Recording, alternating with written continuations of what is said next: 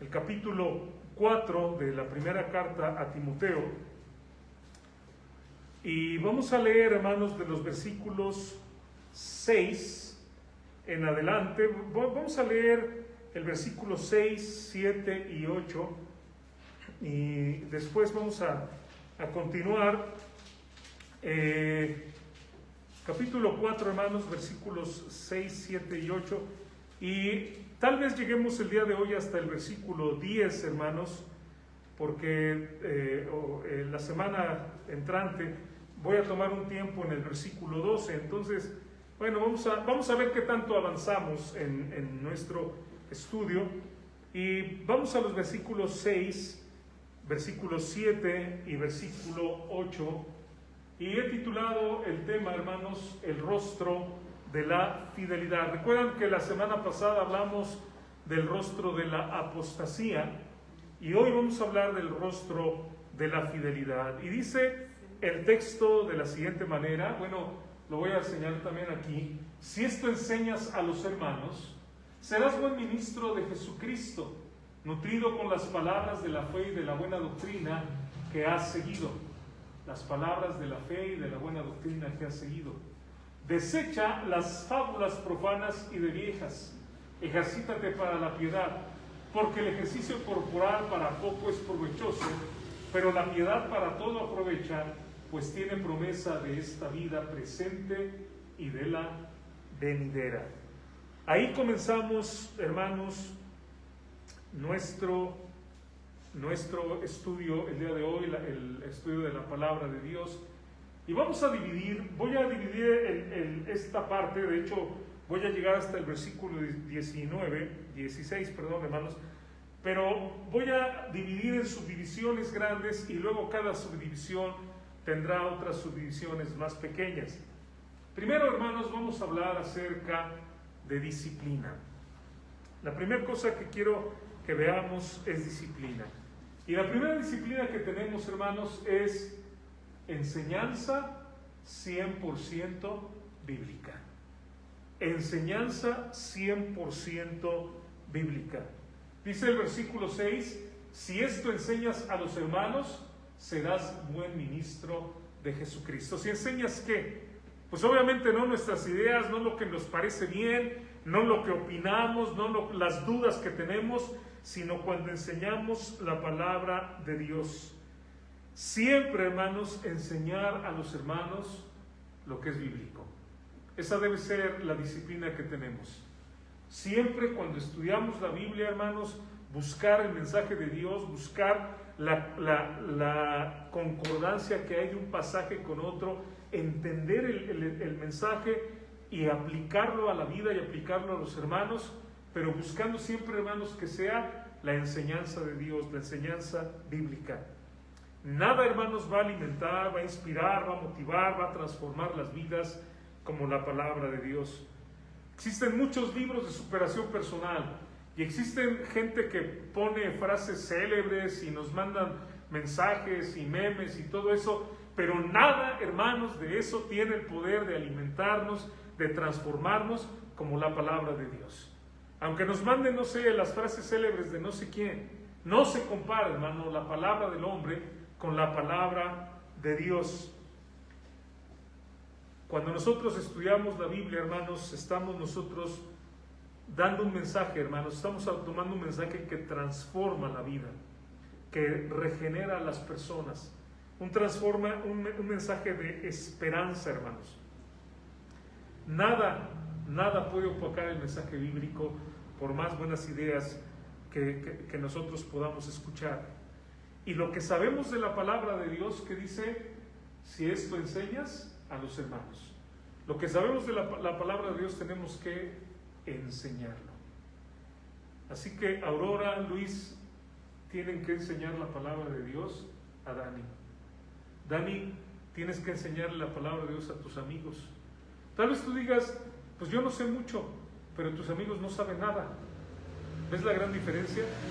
A lo mejor yo sé poquito, pero mis amigos no saben nada, entonces sé mucho más que ellos y puedo yo enseñarles la palabra de Dios, puedo compartir la palabra de Dios. Alguien ha dicho que cuando uno enseña, dos aprenden. Y es que es cierto, ¿no?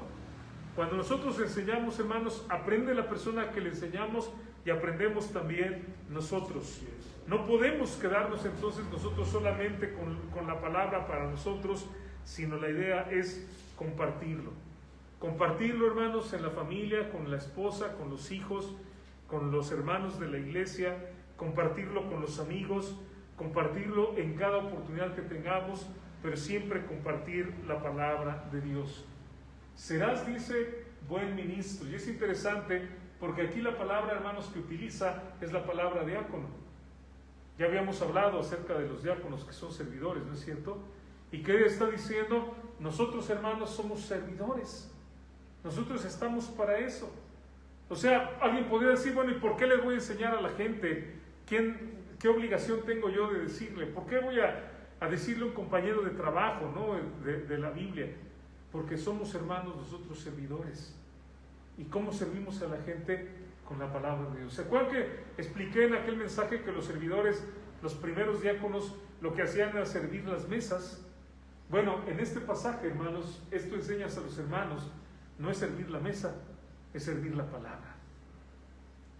Jesucristo dijo, no solo de pan vivirá el hombre, refiriéndose al pan físico, sino de toda palabra que sale de la boca de Dios, refiriéndose al pan espiritual. Y así puedo pensar, ¿no? Como una mamá, a lo mejor la hermana Estelita, ¿no? Prepara un caldito de pollo y se lo sirve y le da un bolillito, una hogaza de pan, ¿no? A Beto y le da de comer. De la misma manera, hermano, nosotros servimos el alimento que es la palabra de Dios. De esta manera servimos y somos buenos ministros, que dice, de nuestro Señor Jesucristo. Cuando nosotros servimos, hermanos, estamos imitando a nuestro Señor Jesucristo. Jesús dijo, Marcos 10:45, porque el Hijo del Hombre no vino para ser servido, sino para servir. Ahí el Señor está hablando de dos cosas, ¿no? Una es ser servido, que la mayoría de nosotros nos gusta eso, ¿no? Ser servido. Llegar y que ya esté ese caldito de pollo del que hablé, ¿verdad? Con su arrocito y un aguacatito, limoncito, ¿verdad? Y pásame un bolillito, pásame una tortilla, y hiciste unas quesadillas, y qué rico, ¿no? Cuando nos sirven. Pero, vean lo que dice el texto. Dice que el Hijo del Hombre, Jesucristo mismo, no vino para ser servido, sino ¿para qué? Servir. Para servir y dar su vida en rescate por muchos. ¿Cuál es nuestro trabajo entonces, hermanos? Servir. Ese es nuestro trabajo. ¿Y qué servimos? La palabra de Dios. Ese es el alimento. Imagínense, ¿no? Como un mesero cuando llega no sé, estamos en un lugar comiendo unos tacos y pedimos los tacos y viene el mesero y ya nos trae los tacos y nos trae el refresco. Imagínense que de la misma manera nosotros llevamos, pero no son tacos y refresco, es la palabra de Dios. Y es la palabra. Hablábamos, hermanos, ¿se acuerdan la semana pasada de el alimento sano? Y es la siguiente idea. No solamente un mensaje 100% bíblico, sino alimento 100% sano. Dice, nutrido con las palabras de la fe y de la buena doctrina que has seguido. ¿Cuál es ese alimento que le vamos a dar a la gente, hermanos? ¿Y cuál es el alimento que vamos a tomar nosotros? Las palabras de la fe, la palabra que nos da fe. La fe viene ¿por qué? El oír, y el oír ¿por qué? Por la palabra de Dios. ¿Cuáles son las palabras de la fe, hermanos? Aquí están. Estas son las palabras de la fe. Estas son las palabras que provocan en mí, que cuando yo la escucho, cuando yo medito la palabra de Dios, yo tengo fe. La fe viene por el oír, y el oír la palabra de Dios. Las palabras de la fe y de la buena doctrina que has seguido. La semana pasada, si ustedes se acuerdan, hablábamos del alimento sano, que es el que Dios creó. Y les decía, lo que Dios creó, hermanos, es sano. O sea, no hay duda alguna. Garbanzos, hablamos mucho la semana pasada de chayote y de algunas cosas que a Dani le encantan, ¿verdad? Pero pues ya no hablaremos más de eso el día de hoy. Pero de la misma forma, hermanos, como hay un alimento sano, que es el alimento que viene de Dios, o sea, lo que viene de la tierra que Dios permite que se produzca y lo que viene también de los animales que Dios también es quien les da vida. Fíjense qué analogía tan interesante, ¿no? Yo les decía, lo que el hombre hace nos engorda, es comestible, nos deja llenos, pero que sea alimento, quién sabe, ¿no? O sea, de eso qué vamos a aprovechar, quién sabe, y a lo mejor no aprovechamos nada. Hay cosas que comemos que no sirven, no tienen un valor nutricional en lo absoluto. De la misma forma, hermanos,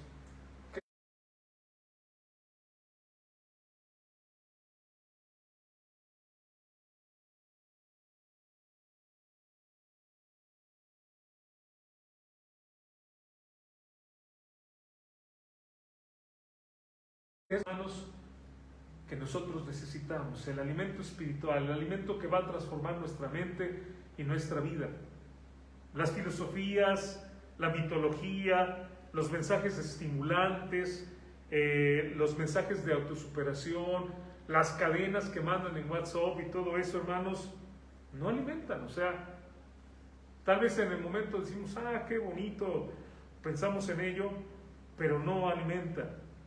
Dice el texto, nutrido con las palabras de fe y de buena doctrina que has seguido. Alimentar la vida con la palabra de Dios. No podemos, hermanos, alimentar si no estamos alimentados. Pienso yo en una madre. Algo que es una de las cosas más maravillosas que tiene la madre, la bendición, es de amamantar, ¿no? De darle de comer a su hijo. Y hay una serie de cosas que hablan los expertos. La distancia del rostro del bebé a la distancia del rostro de la mamá es la distancia adecuada. El sentimiento que tiene el bebé de ser en ese momento, de estar guardado en los brazos, de estar protegido, es un sentimiento incomparable de seguridad. El alimento que recibe, hermanos, es un alimento de primerísima calidad, que ayuda al bebé a que no se enferme, que ayuda al bebé a que tenga fuerza, que le ayuda a crecer. El hecho de amamantar permite que también la madre los kilos o lo que tenga de más lo vaya quitando también. Es algo bueno para la madre, es algo bueno para el bebé. Pues es algo perfecto, ¿no? Es algo que Dios creó, es algo que Dios hizo, y lo que viene de Dios es perfecto. Pero ¿qué pasa cuando una madre, hermanos, no se alimenta? Y yo he escuchado señoras, ¿verdad? Que luego dicen, es que ya no tiene leche, ¿no? ¿Por qué no tiene leche? Pues es que no come, o ahora está con inicios de anemia. ¿Cómo podemos alimentar si nosotros no tenemos alimento, ¿no? Entonces, aquí está lo que nos enseña la Biblia. Yo tengo que alimentar, pero para alimentarlos, hermanos, yo tengo que alimentarme. ¿Y qué significa? Que tengo yo que pasar horas estudiando la Biblia, que tengo que pasar horas orando, que tengo que pasar horas meditando en los pasajes, pensando en las ideas, viendo qué es lo que Dios me está dando ahí, para primeramente alimentarme y después compartir a los hermanos. No solamente estudio la Biblia para preparar mensajes, hermanos, pero para que Dios hable a mi corazón, Dios me hable a mí, y entonces poder compartir con los demás. No estudiamos, hermanos, para una clase, no estudiamos para un sermón, estudiamos, hermanos, para alimentarnos de la bendita palabra de Dios y crecer en la gracia y el conocimiento del Señor Jesucristo. Y entonces poder, hermanos, nosotros compartir a los demás. No estudiamos para una clase, estudiamos, hermanos, para una vida de servicio. Dice en 2 de Pedro 3:18, antes bien, creced en la gracia y el conocimiento de nuestro Señor y Salvador Jesucristo. ¿Cómo conozco a Jesucristo? A través de su palabra. ¿Cómo conozco a Dios? A través de su palabra. A Él sea la gloria, ahora y hasta el día de la eternidad. Amén. Crecer en la gracia y el conocimiento de nuestro Señor Jesucristo. No hay ninguna bendición para la ignorancia bíblica. No hay ninguna recompensa si somos unos analfabetos bíblicos, analfabetos de las Escrituras. Al contrario, Jesucristo, hermanos, en varias ocasiones le dijo a la gente, erráis ignorando las Escrituras. Jesús le decía a la gente, estás equivocado. ¿Sabes por qué estás equivocado? Porque no conoces las Escrituras. Si no conocemos las Escrituras, no podemos estar correctos en lo que nosotros pensamos. Un pasaje, por ejemplo, que dice eso es Mateo 22, 29. Erráis ignorando las Escrituras. Solamente, hermanos, la palabra viva nos puede alimentar y fortalecer. Hay dos versículos que quisiera que viéramos. Hebreos 4:12, que dice, porque la palabra de Dios es viva y eficaz y más cortante que toda espada de dos filos, y penetra hasta partir el alma y el espíritu, las coyunturas y los tuétanos, y discierne los pensamientos y las intenciones del corazón. Segunda Timoteo 3:16, toda la Escritura es inspirada por Dios y útil para enseñar, para redarguir, para corregir, para instruir en justicia. Y el siguiente texto dice, a fin de que el hombre de Dios sea perfecto, enteramente preparado para toda buena obra. Ese es el efecto de la palabra de Dios. Así que la doctrina bíblica, hermanos, la enseñanza bíblica va a traer resultados bíblicos. La doctrina demoníaca, hablábamos la semana pasada acerca de eso, la doctrina que no es de Dios, hermanos, entonces los resultados que va a tener son resultados también demoníacos. Cuán importante, hermanos, enseñar la palabra de Dios desde que son chiquitos, ¿no? Desde pequeños. El versículo 15, hermanos, de este pasaje dice, y que desde la niñez has sabido las sagradas Escrituras, las cuales te pueden hacer sabio para la salvación por la fe que es en Cristo Jesús. ¿Cuándo tenemos que empezar a enseñarles la Biblia a los hijos, hermanos? ¿Cuando tienen 8 años? 10 años? No, desde que son bebés. Desde la edad más temprana tenemos que empezar a enseñarles la palabra de Dios. Hay una necesidad de una buena enseñanza en el hogar. Y una enseñanza de los padres a los hijos, les voy a decir algo, hermanos, vale más que entrar a un seminario. No menosprecio. Mañana comienza el seminario y el martes tengo yo mi clase y somos 16 maestros de diferentes partes de México. Un maestro está en España, por cierto. 11 de esos 16 maestros somos pastores, varios tenemos estudios avanzados. Es una bendición, y yo les recomiendo entrar, hermanos, es una bendición. Además, no solo eso, es súper barato, comparado con cualquier otra escuela, es muy barato el seminario. Que hay que pagar, hermanos, porque se tiene que pagar por las licencias que usamos para Zoom, por el almacenamiento que se utiliza, pero la verdad todos los maestros damos clase y es gratuito, lo damos de corazón.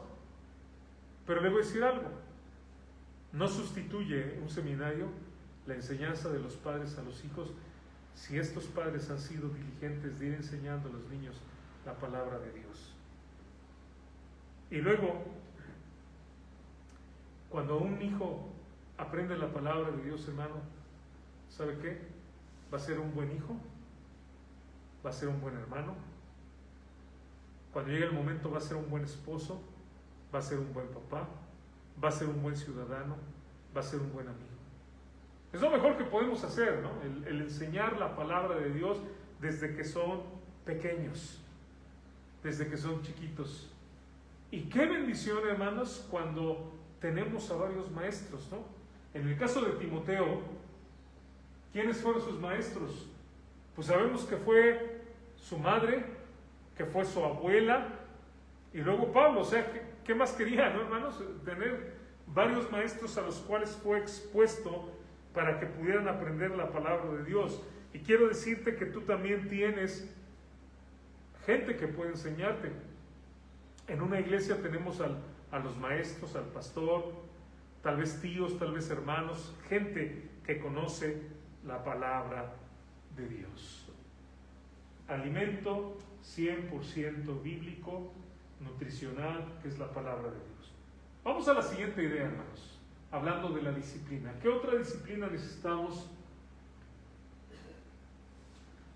Un mensaje y un alimento que es 100% limpio de contaminantes. Y dice aquí, desecha las fábulas profanas y de viejas. ¿Qué está diciendo? Desecha las fábulas profanas. Todo, hermanos, ¿qué es profano? Todo lo que atenta contra el nombre de Dios, todo lo que se opone a Dios, todo lo que minimiza a Dios, es un mensaje profano. Está profanando el nombre de Dios. Cuando escuchamos nosotros historias que minimizan a Dios, cuando escuchamos gente que hace chistes de Dios, cuando escuchamos personas que hablan de Dios sin tener ningún conocimiento y están hablando mal de Él, eso es algo que es profano. Es algo que está atentando contra la gloria y el nombre de Dios. Y dice el texto, fábulas, es decir, historias, cuentos profanas y de viejas. Está diciendo, no hagas caso de las cosas que profanan el nombre de Dios y de cuentos inútiles que puede haber en tantas cosas. Por ejemplo, en la mitología. La mitología romana o la mitología griega, hermanos, sus dioses tienen características terribles, ¿no?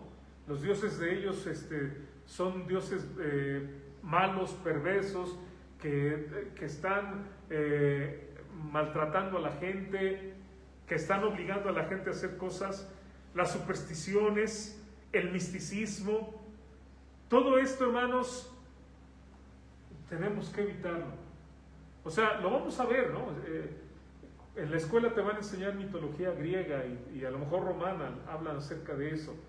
Y van a hablar de Zeus, y van a hablar de personajes de la mitología, y van a hablar inclusive de personajes, no sé, centauros y cosas así. Pero eso es algo mitológico, no es algo bíblico. Y no tenemos que basarnos en eso, ¿no? Les hablaba la semana pasada que hay gente que se hacen vampiros, ¿no? O sea, hay gente que se ponen colmillos y beben sangre, no muerden a nadie, pero se beben la sangre y hacen cultos como vampiros. O sea, eso no está en la Biblia, no tenemos por qué hacerlo. La semana pasada hablaba acerca inclusive de que no tenemos por qué nosotros usar, beber sangre para nada o comerla, es algo que no es alimento. Pero tanta gente que hace cosas, hermanos, que no son bíblicas, que no tienen nada que ver con la Biblia.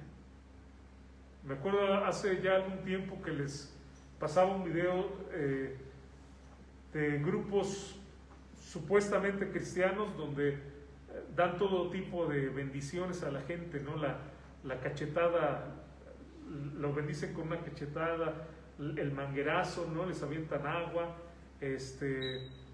la bendición de la sandalia, una serie de cosas, hermanos, que no tienen absolutamente nada que ver con la palabra de Dios. Y luego dice el versículo también de viejas. Y aquí, hermanos, pues nos hace pensar en algunas personas a lo mejor sin educación, o también podría ser una forma sarcástica de mencionar, como cuando alguien dice, ya vas a empezar con tus ideas de viejo, tus ideas de abuelo, ¿no? Como cuando alguien empieza a decir cosas que no tienen mucho sentido. Pero, ¿se acuerdan que la semana pasada veíamos las doctrinas de demonios, ¿no? ¿Se acuerdan que hablábamos, hermanos, de la apostasía? Y déjenme aquí decirle dos cosas. Por un lado está la apostasía, que es cuando alguien va en el camino de la verdad y se desvía. Y por otro lado está la herejía, que es cuando alguien enseña algo completamente en contra de Dios, nunca estuvo en la verdad, sino que siempre ha creído cosas completamente contrarias a la enseñanza de Dios. Y ya que Pablo había hablado acerca de esto, hermanos, me hace pensar que estas viejas podrían ser también mujeres, hermanos, que en su momento tal vez fueron sacerdotisas de Diana. Bueno, ¿por qué digo esto? ¿Se acuerdan ustedes? Timoteo estaba geográficamente en Macedonia, en Éfeso, y ustedes recordarán, hermanos, que en Éfeso, precisamente, algo que nos dice la Biblia en Hechos 19:19, asimismo, muchos de los que habían practicado la magia, gente pues con ideas misteriosas, que déjenme decirlo claramente, ideas diabólicas, ¿no? Trajeron los libros y los quemaron delante de todos. Y hecha la cuenta de su precio, hallaron que eran 50,000 piezas de plata. Cuando llegó el mensaje de la palabra de Dios a esta zona en Éfeso, donde creían en Artemisa o Diana de los efesios, hermanos, muchos de ellos creyeron y quemaron sus libros, que eran libros de ¿qué, hermanos? De brujería. Eso era. Entonces había, en el templo de Diana, había sacerdotisas, o sea, así se les llamaba, sacerdotisas. En la Biblia jamás habla de sacerdotisas. En la Biblia Dios estableció varones que eran sacerdotes, pero no hay ningún pasaje de ninguna sacerdotisa. Pero realmente estas sacerdotisas, podemos decirlo, hermanos, no eran otra cosa sino brujas, ¿no? O sea, se les llamaba sacerdotisas, pero ¿qué hacían? Hacían pociones, hacían encantamientos. Ellos tenían algo que le llamaban la Efesia Gramata, que eran una serie de caracteres mágicos, y decían ellos que con estos, que cuando ellos utilizaban esto, podían obtener lo que ellos quisieran. Esta Efesia Gramata también eran letras mágicas que ponían en la corona. Déjenme poner la imagen de Artemisa o de Diana. Le colgaban en la cintura y en la corona, le colgaban esta Efesia Gramata, y eran como amuletos con los cuales ellos creían que podían obtener lo que ellos quisieran. Entonces, ¿qué me hace pensar, hermanos? Que estas mujeres que creyeron en Jesucristo, como a veces pasa, ¿no, Luis? O sea, alguien cree en Cristo, pero todavía no deja completamente sus cosas, ¿no? No lo hemos visto, hermanos. Un hermano que pues ya es cristiano, pero de repente se echa todavía sus cigarros, ¿no? Un hermano que es cristiano, bueno, decimos ya va a la iglesia y todo, y ya es hermano, pero de repente un día vamos por la calle y lo escuchamos gritando una serie de majaderías a alguien, y decimos, ah, caray, no estoy diciendo que esté bien, escúcheme, no estoy diciendo que esté bien, no estoy diciendo tampoco que digamos, ah, pues es que le va a llevar mucho tiempo cambiar. No, debemos de cambiar, hermanos, y debemos de decidir dejar las cosas que están mal, y debemos de buscar a Dios, que Dios nos transforme. Pero la realidad es que hay gente que a veces cuando ya es creyente todavía tiene algunas cosas que no están bien. Y es muy probable, hermanos, que hubiera esta gente que había ya creído en Cristo, pero que de repente, como he conocido algunos, ¿no?, que ya van a la iglesia, creen en Cristo, pero de repente cargan en su cartera una estampita que les va a ayudar, les va a dar dinero, o gente que es cristiana y que sigue creyendo en el poder de no sé qué cosas, y digo, bueno, todavía tenemos esa influencia. Y dice, no escuches este tipo de cosas, no escuches, no hagas caso. Por ejemplo, cuando yo era niño, escuché a una mujer decir que cuando Jesús era niño, y esto es un invento completamente, hacía pajaritos de papel, imagínense, doblaba el papel y hacía pajaritos, y luego le soplaba, volaban y se convertían en pájaros reales. Eso no lo dice la Biblia, ¿ok? Pero alguien, me acuerdo una señora cuando yo era niño, y pues en ese tiempo yo no era creyente, y me llevaron al famoso catecismo, y de repente las viejitas, ¿verdad? Y digo viejitas, aquí dice viejas, pero bueno, con un poco de cariño, las viejitas inventaban esas cosas, ¿no? De repente nos empezaban a contar, y saben, niños, cuando Jesús era niño, él hacía pajaritos de papel y les soplaba y volaba. ¿De dónde inventó eso esa señora? No lo sé. Pero imagínense un niño pensando, ay, ¿cómo le haría Jesús, no? No hay ningún pasaje que hable acerca de eso. No hay nada que nos diga la Biblia. Después, no sé si esa misma señora o otra señora, nos dijo que cuando Jesús caminaba, sus pies no tocaban el piso, sino que iba como levitando, ¿no? Como caminando en el aire. Que si uno se asomaba, pues no, desde arriba no podía verlo, pero si se asomaba, Jesús no estaba tocando el piso. No es cierto. Eso no es cierto. Eso es una invención. Pero, nuevamente, volviendo a estas fábulas de viejas, es un ejemplo lo que estoy diciendo. Hay muchas abuelas en nuestro país, hermanos, que no sé si con la idea de espantar a los niños o no sé, de tratar de enseñarles una moraleja, empiezan a contar historias de terror, ¿no?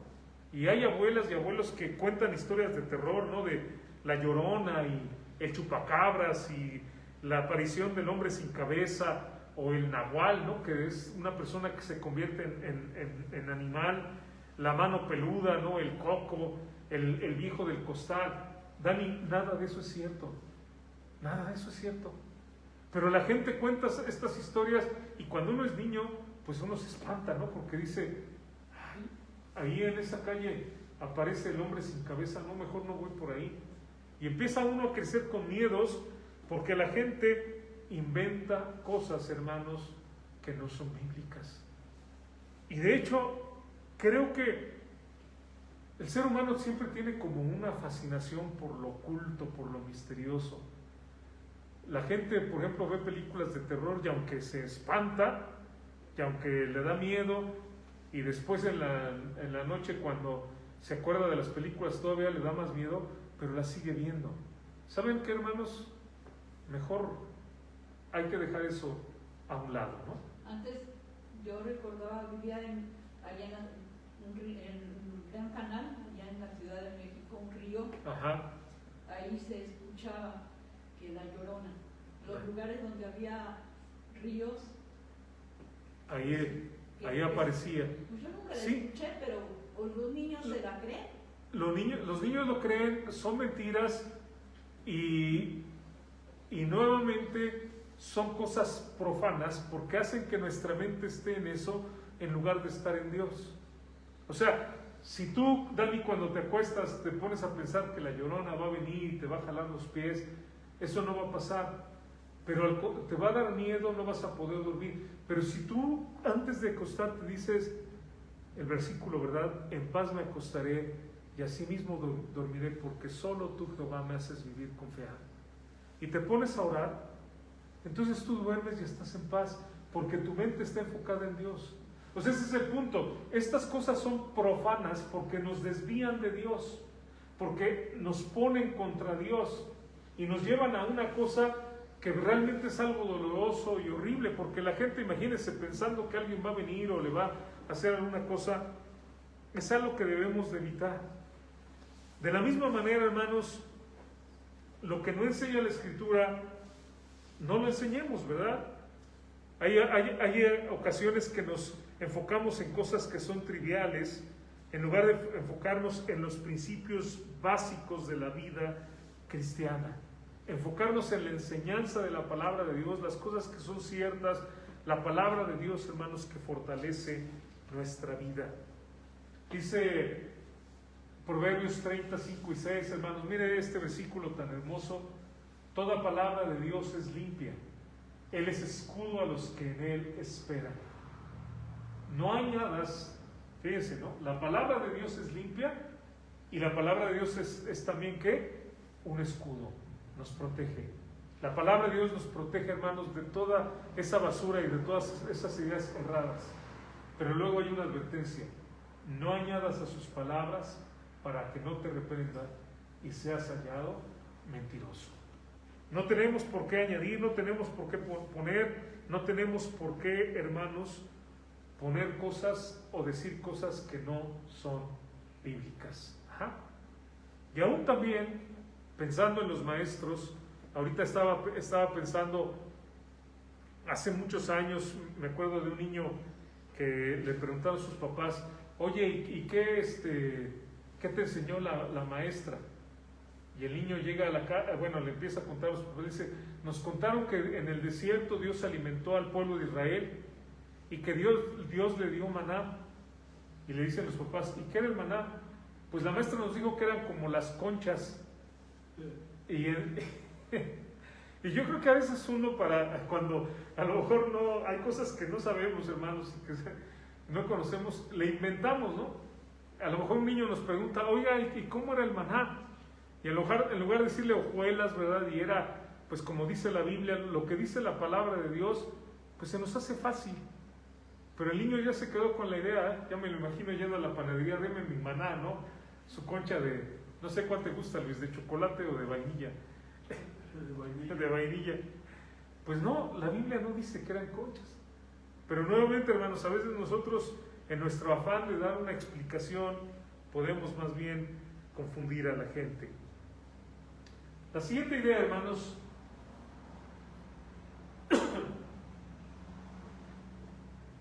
en esta disciplina de la que nos habla este versículo, también, hermanos, entra el ejercicio.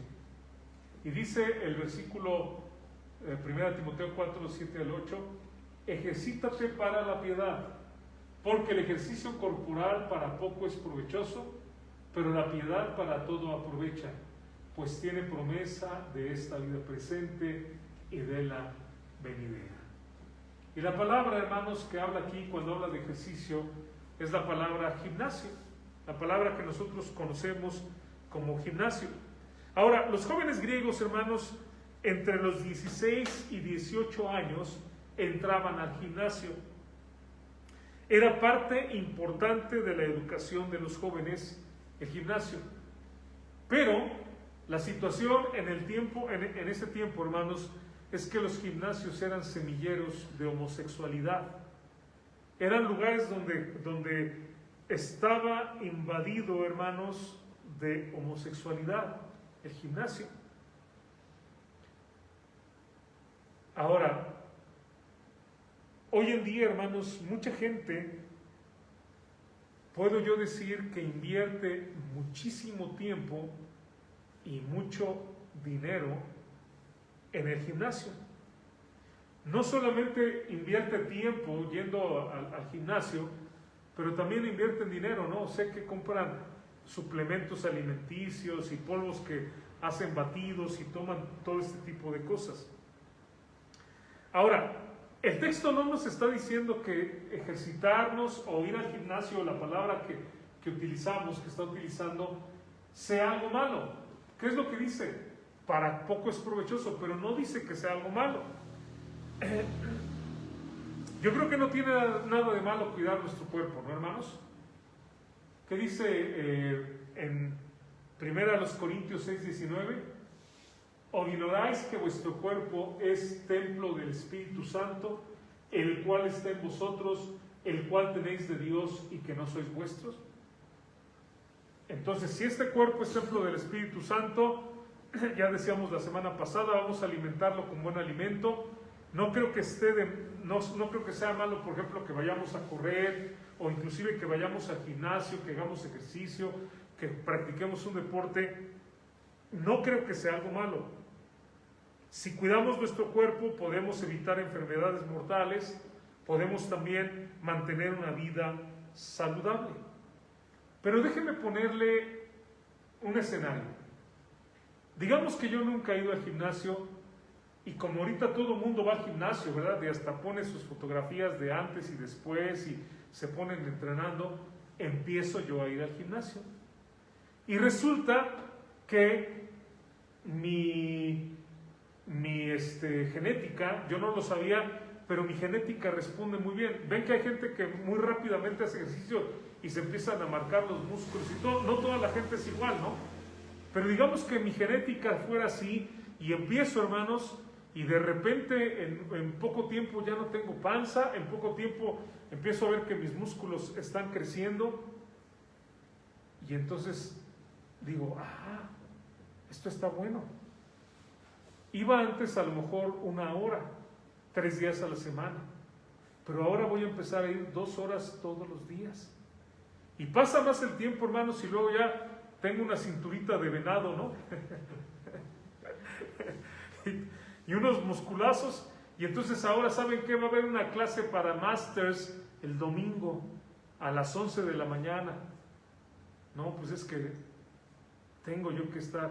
Y empiezo a comprar y ¿saben qué puedo llegar a hacer? Dedicarle 6 horas a la semana al gimnasio, pero no tener tiempo para leer la Biblia. ¿No es cierto? Fácilmente lo puedo hacer.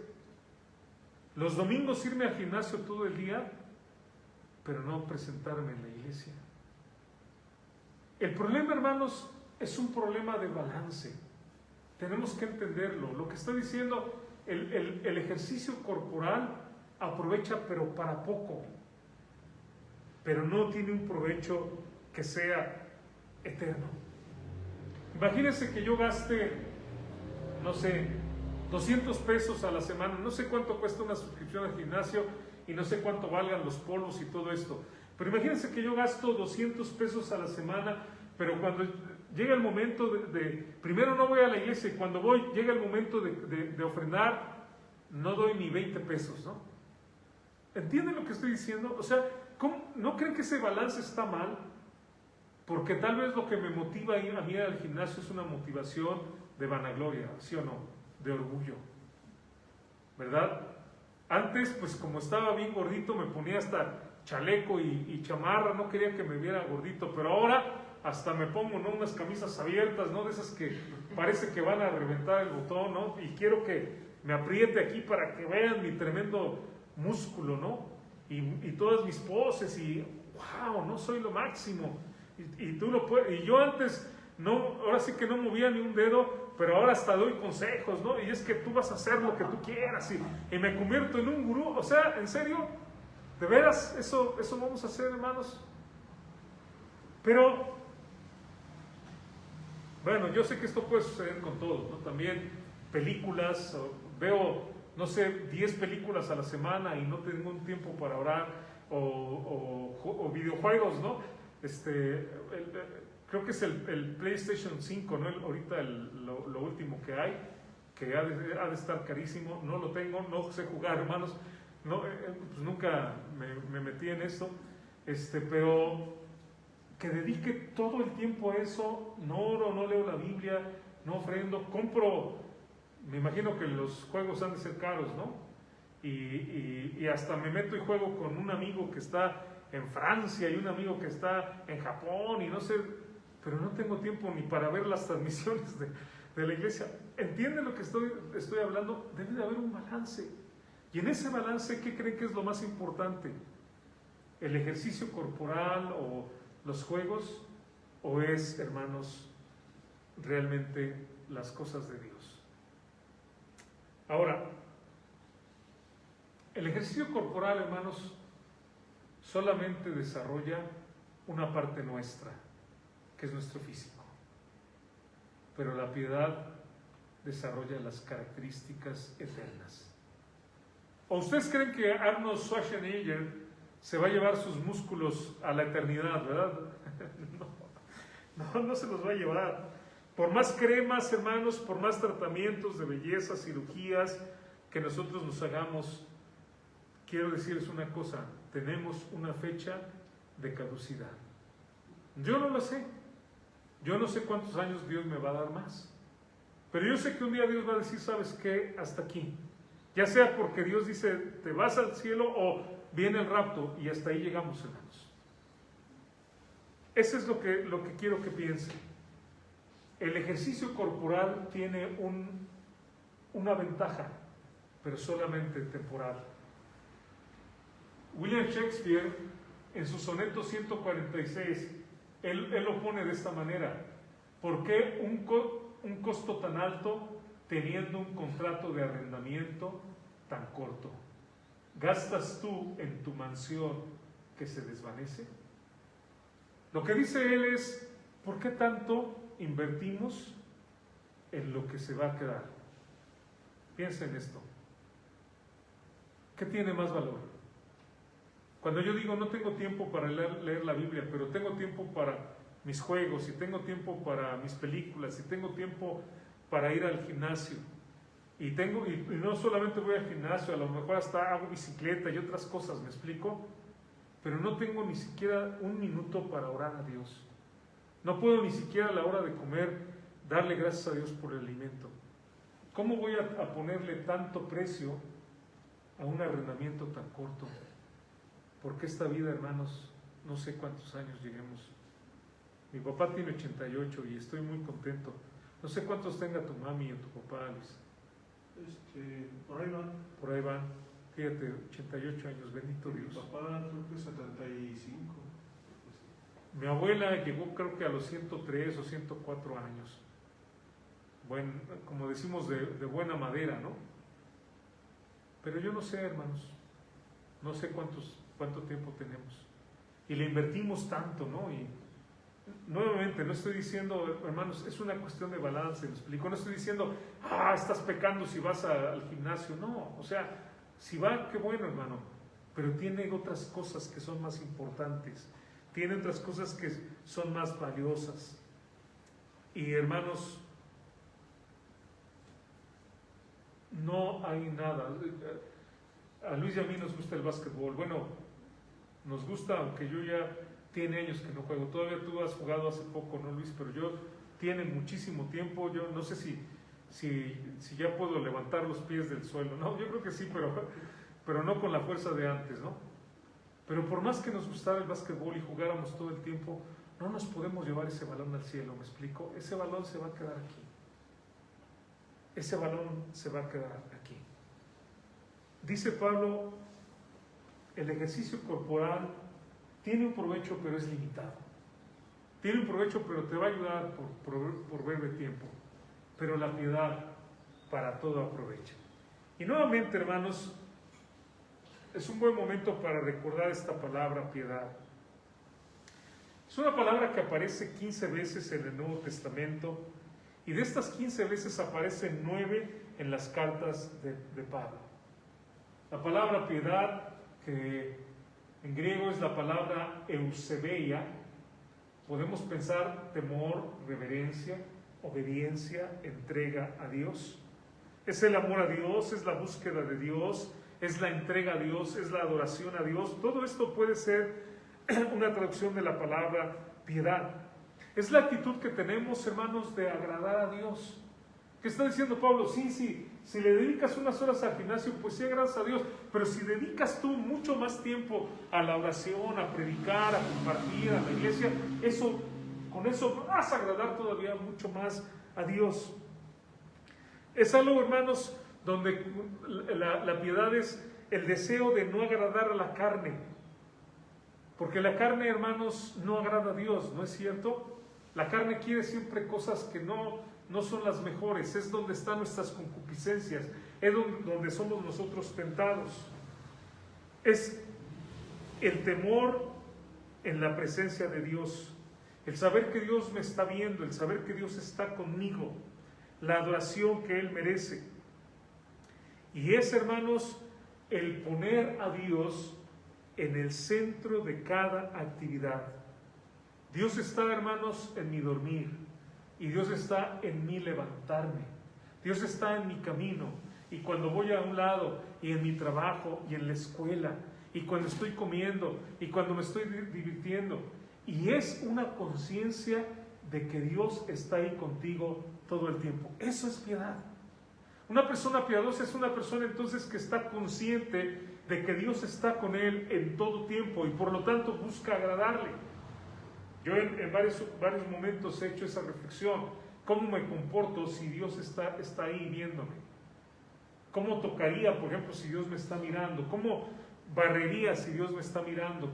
¿Cómo haría todo lo que hago si Dios está conmigo y me está viendo? Y es precisamente, hermanos, lo que tomo yo de la vida de Elías. En varias ocasiones Elías dice esta frase, la repite en varios pasajes. En esta ocasión en 1 Reyes 18:15, y le dijo Elías, vive Jehová de los ejércitos, en cuya presencia estoy, que hoy me mostraré a él. Pero esa es la frase, hermanos. Vive Jehová, esta es la frase. en cuya presencia estoy. Elías repetía esa idea, en cuya presencia estoy. Vive Dios y yo estoy en su presencia. Él me está contemplando. Todo lo que yo haga, a donde yo me mueva, Dios está viéndome. Y entonces, ¿qué dice Pablo? El ejercicio corporal para poco es provechoso, pero entrénate para la piedad. Entrénate pensando que Dios está contigo y te está viendo todo el tiempo. Y de esa manera vive para Él. Dios, hermanos, estaba en la vida de Elías, como decimos, 24/7. Él estaba consciente de eso todo el tiempo. Necesitamos esa conciencia. Dios en mi vida, Dios está conmigo. Capacítate entonces en las cosas que van a agradar a Dios. La lectura de la Biblia, la oración, el compartir de Cristo. Pasa tu tiempo buscando lo que agrada a Dios. Y voy a decirte algo. Cuando la gente ya está muy grande, tal vez ya no puede hacer ejercicio, ¿no? O sea, hay excepciones de gente muy grande que todavía puede hacer ejercicio. Pero normalmente, hermanos, la gente llega a edades muy avanzadas donde ya la gente no puede ya a veces ver o los músculos ya no le ayudan. Pero ¿sabe una cosa? Aunque lleguemos a la edad que sea, podemos seguir orando. A lo mejor ya no vamos a poder leer la Biblia, pero podemos escucharla. Yo les he contado, ¿no?, de la hermana Asensio, cuando salíamos en la iglesia Casa de Dios, salíamos a testificar. Un día la hermana me dijo: hermano, yo ya no puedo ir, hermano. Me dijo, tengo problemas con mis varices y me duelen mucho los pies. Y le dije: hermana, no se preocupe, usted quédese para orar por nosotros. Y eso va a ser una bendición muy grande. Y cada vez que salíamos, bendito Dios, había gente que escuchaba y que tomaba decisiones, que inclusive venía a la iglesia después de eso. El trabajo de la hermana era, ya no podía salir, ya no podía ir y tocar puertas y llevar folletos, pero su trabajo, hermanos, era orar por el trabajo de ir a compartir. Podemos ayunar, podemos orar, podemos compartir el evangelio, asistir a la iglesia, y aunque seamos muy grandes de edad, lo podemos seguir haciendo, hermanos. El cristiano no es un atleta de gimnasio, es un atleta del cielo, es un atleta de Dios. Y por ello debemos de ejercitarnos más espiritualmente que físicamente. La palabra ejercitar, hermanos, es una palabra también que tiene tal vez una connotación de algo que es difícil, de algo que es doloroso, ¿no es cierto? De algo que requiere de un esfuerzo riguroso, de un sacrificio individual. Por eso a muchos también nos gusta el ejercicio y esto, porque habla de disciplina, habla de muchas cosas, ¿no? Es interesante, por ejemplo, que Pablo, hermanos, en sus cartas, él hace referencias al boxeo, él habla de la lucha libre, él, por ejemplo, también habla en sus cartas acerca de las pruebas de campo, de las carreras, habla de varios tipos de atletismo, y utiliza la palabra griega continuamente, que es la palabra donde tenemos gimnasio. Ahora, probablemente, hermanos, Pablo fue un hombre que hizo ejercicio, ¿no? O sea, ¿por qué habla de todo esto? ¿Le gustaban los deportes o él mismo era una persona atlética que practicó esto? Y algo que me hace pensar cuando habla acerca de estas ideas de atletismo es que el atleta no nace, el atleta se hace. O sea, un atleta, hermanos, tiene que tener mucho entrenamiento, mucho sacrificio para poder lograr lo que logra. Por ejemplo, un dato, hermanos, que se me hizo muy interesante. Se requiere entrenar 10,000 horas, fíjense lo que estoy diciendo. Se requiere entrenar 10,000 horas para que un mortal, y ahora me refiero a un corredor, corra 100 metros en 10 segundos. O sea, vea la proporción, 10,000 horas de entrenamiento para que este hombre pueda correr 100 metros en 10 segundos.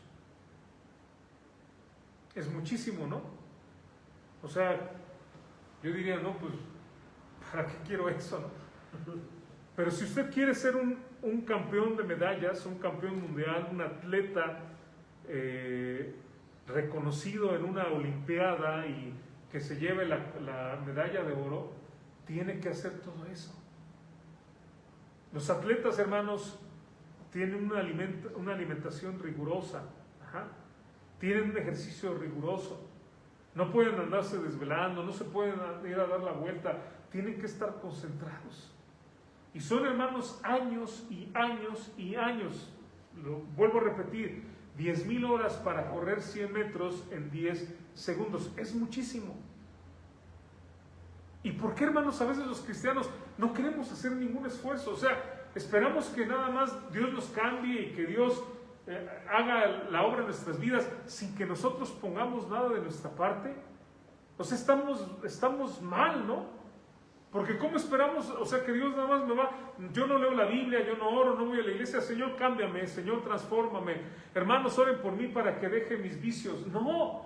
O sea, se requiere, hermanos, sacrificio, se requiere esfuerzo, se requiere dedicación para que nosotros podamos tener estos cambios en nuestra vida. Y yo no sé, hermano, yo no sé qué sea lo que tú estés dispuesto a hacer o qué sea para ti muy difícil, pero tenemos que vencer eso, ¿no? Llegar a lo mejor, por ejemplo, oye, hermanos, muchas felicidades, ¿verdad? Todos llegamos bien tempranito y muchas cosas ya están hechas, ¿no? Pero yo sé, Luis, que vienes desvelado, ¿no? Vienes cansado. Que Dios te ayude también en eso, ¿no? Pero, hermanos, o sea, ¿qué es lo que tenemos que hacer? A lo mejor levantarme más temprano para leer la Biblia, a lo mejor acostarme más tarde para orar y tener mi tiempo de oración. Pero cualquiera que sea el esfuerzo, hermanos, vale la pena. Creo que a veces nosotros, hermanos, no valoramos las cosas de Dios como la gente no creyente valora una medalla de oro o valora un deporte. Creo que mucha gente, ¿verdad?, está dispuesta, no sé, a irse desde temprano por boletos para un partido clásico, ¿no? Y a pagar cantidades que yo digo, ay, ¿a poco en serio van a pagar tanto? Con eso se compraban una televisión grandísima y ahí podían ver todos los partidos que quisieran, pero bueno, la gente está dispuesta a eso, ¿no? Gastar en ese tipo de cosas. ¿Por qué como creyentes, hermanos, no estamos dispuestos nosotros a hacer sacrificios para entrenarnos en la piedad? La forma como Pablo lo maneja, hermanos, es un entrenamiento riguroso. Y la manera como a veces nosotros pensamos del cristianismo, pues es, ahí voy de vez en cuando pueda, cuando tenga tiempo, lo voy a hacer. Voy a dejar aquí, hermanos.